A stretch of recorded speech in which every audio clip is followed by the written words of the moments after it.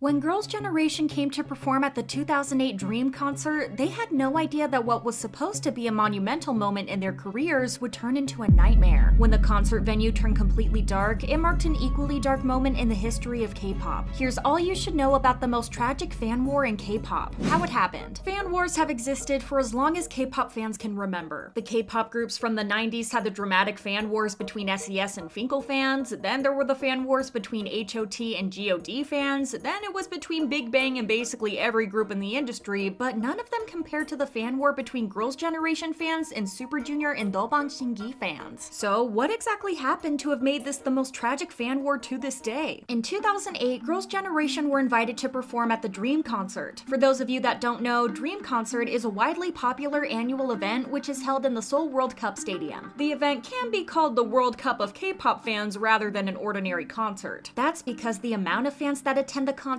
every year make the whole thing very magical. The Dream concert was held in June 2008 and it included performances from big groups at the time like Super Junior, Dolbang Shingi, Wonder Girls, and so on. But the Dream concert turned out to be more of a nightmare for Girls' Generation, who went through one of the worst moments of their careers that night. They were rookies at the time and were at the concert to perform their debut song, Into the New World. Throughout the concert, the audience present at the concert were loud and proud, screaming in support of their favorite groups and idols and waving their light sticks around. But this completely changed when Girls' Generation went on stage. Before they even started performing, the whole venue went completely dark. Mind you, this wasn't because Girls' Generation lacked fans at that time. After all, they were an SM group and their debut song was widely popular with the general public. But unfortunately, their fandom wasn't big enough to make the Black Ocean less noticeable, as every fandom that was present turned off their light sticks and made the entire stadium dark. There were some Girls' Generation fans that kept their light sticks on, but if you watch the videos, you can barely see any of them. The darkness lasted for the entirety of their performance, which was 10 minutes, and it created what we now know as a black ocean. While the members still gave it their all during the performance, you could see that the black ocean was affecting them. Taeyeon and Jessica, who had the most lines in the song, were trying to hold back tears and not cry. Tiffany, Sunny, and Yuna tried to smile throughout the performance, but you could see that there were tears in their eyes. You can also hear their voices wobbling, but despite everything, they kept on going. That's not even the worst of it. On top of the darkness that surrounded them, some aunties decided to take things one step further. While the girls were performing the song Girls' Generation, instead of encouraging chants and cheers, people started shouting Wonder Girls, and some even shouted Plastic Generation. Though Girls' Generation are now a legendary group and one of the most successful and popular K-pop acts in history, you should remember that they were mere rookies at the time, and the Dream concert was supposed to be a monumental moment in their career. Yet as rookies, they had to endure the hatred and bitterness of other fans who were blinded by rage and jealousy. The members spoke out on the incident years later and revealed how it all went down. Who is to blame? Here's the thing, no one knows the real culprit behind this. If you ask Girls' Generation fans, they'll blame Super Junior and Dolbang Shingi fans. If you ask the latter, they'll blame Girls' Generation fans and the girls themselves. Let me go through everything that happened though, so you can decide for yourself. While the accusations from both sides were pretty severe, Super Junior fans claimed some wild things. They claimed that there were already some fights happening between Sowons and ELFs before the concert even happened. The scuffle led to Sowons allegedly tearing a Super Junior banner that was prepared by fans in half. It was said that this made the ELFs so mad that they teamed up with Dolbang Shingi fans and threatened fans of other groups to turn off their light sticks during Girls' Generation's performance. While these are just rumors, the two fandoms were big enough at the time for this to be possible. They also had kind of a bad reputation in the K-pop community for how they would always go to the extremes. The banner thing was explained later, as the Dream Concert Committee themselves said that the banner was moved by them in order to help other audience members who didn't get a seat see the performances, and that it wasn't torn. All of this mess for something that didn't even happen. I think we can all agree though that the real reason it happened was because boy group stans were jealous of the close relationship that the Girls' Generation members had with their favorite idols. They had CFs together, interacted quite often, and the members were quite open about how close they were to the Super Junior and Dolbang Shingi members, and it pissed a lot of fans off. The hatred ran deep, with aunties cutting clips of Girls' Generation members talking to make them seem like the villain and like they disrespected their favorite male idols. A music critic explained, "When you want to pick on somebody, there are endless things to criticize about. Those fans intentionally cut and paste things that Girls' Generation said in those TV/radio shows in ways that make them look bad. The fan psychology resembles that of mafia/gangs." They went on to say, "Up until now, the boy group fangirls used to be the majority in Dream Concert, where they scream and brag about their power. But as the fanboys appear in the scene, the fangirls decided to reinforce their power structure by doing this. us. It's like an army of 50,000 fans posing a threat by stating, "This is our territory, obey." Even in the interviews that took place before the concert started, these fans expressed their dislike of the Girls' Generation members. When asked about why they hate the group so much, an audience member had answered, "After saying something inappropriate, they never apologize, and they call my favorite group members by their names instead of addressing them as Mr. XX. Another said, "They are so annoying, I really hate them." A different auntie talked about how they would cheer for another group during the performance, saying, "We promise to keep silent when Girls' Generation comes out, but we are screaming Wonder Girls now because we like Wonder Girls so much." It's devastating to think about how these fans' delusions ran so deep that they were willing to ruin Girls' Generation and its members. It doesn't stop there though. The aftermath. After the concert, the stories about what really happened at the concert and who was to blame for the Black Ocean ran wild. At the time, reporters went to SM's building in Seoul, and because it was closed, they decided to interview the fans that were hanging around. A SHINee fan that was present told the reporter, "They should be blamed for what they did wrong, but I heard a Girls' Generation fan, a Super Junior fan in toilet, and I heard Girls' Generation fans pushed them off the stairs." Another claimed, "Yeah, I heard some people broke their legs. There was a lot of violence caused by Girls' Generation fans, and also because Girls' Generation members did many bad things." The claims started getting more serious after that. Elves and Cassiopeias made multiple posts on online forums and started accusing Solons of hurting Elves and Cassiopeias and even stabbing them. The fans that were getting interviewed said, "Girls' Generation fans hit people. I am not kidding. They take other fans to beat them up. It happens too frequently that we can't call the police unless they get caught by the police on the spot. I did tell you that the accusations were so severe to the point that they became ridiculous. I'm pretty sure that if someone was literally stabbed inside the concert venue, the security would probably intervene and that there would have been news about it." Because these were such serious claims, the concert committee was also interviewed. They said, "It's been happening conventionally. There were no big injuries, just some bruises after fans pushed each other in the crowd." The interviewer then talked about the claims of Girls' Generation fans using violence, to which they answered, "There were injuries, but not violence." The reporters also checked on the claims that some Elves and Cassiopeias were taken to the hospital due to the apparent injuries they suffered from Girls' Generation fans. There were lots of pictures of broken arms and legs circulating around online forums of fans claiming that they were injured by violent Girls' Generation fans. But when the reporters ended up checking with the hospitals, none of the people that made claims were actually admitted to the hospital. Lying about such serious things just for the sake of fan wars is disgusting on its own. Shin Hae-chul, a musician and critic, said, "Those lowly stupid fans who can't do anything but such a lowly action like turning off their dumb light sticks won't make a single contribution to this country's music industry. They are no more than a low-mannered group of audience, and obviously this year's victim was Girls' Generation. I hope they are not hurt by this." Fortunately, as sad as this moment was, it didn't end up hurting their careers in the slightest. The girls ended up breaking and setting a lot of records in the following years, and even went back to the Dream concert in 2013, where the screams and cheers were loud as ever. In fact, when you watch the performances of the group, you can barely hear the members sing, as the audience screaming the lyrics were much louder. It's a happy ending to what was definitely a horrible moment that will forever stay with the members. Share your thoughts in the comments, and make sure to support Girls' Generation's comeback in August. Thank you for watching, and see you next time. Bye!